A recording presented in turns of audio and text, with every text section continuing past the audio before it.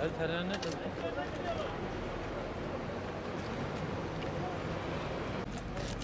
Ya şunları alın oğlum ya. Şunları hemen götürün arabaya koyun.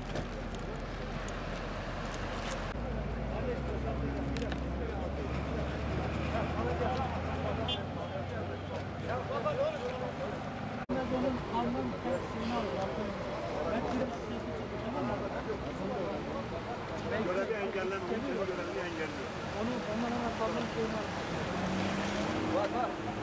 44. Vali bebek. Hayır ya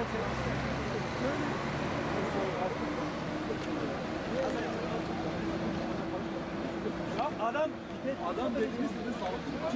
Kim? Yine kimsesiz var. Gel ben sana kimliği falan yok.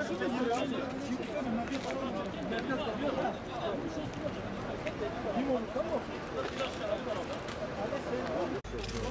Ha al bir aşağı.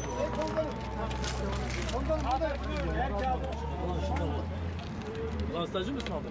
Tamam abi çektim abim benim. Tamam güzel versin hadi. Bırak yeter. Bak tamam. Abi aç lan abi. Önce bir alıp şunları götür bak.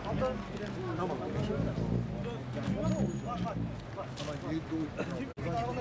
Haydi. Açılın abi açılın. Haydi abi.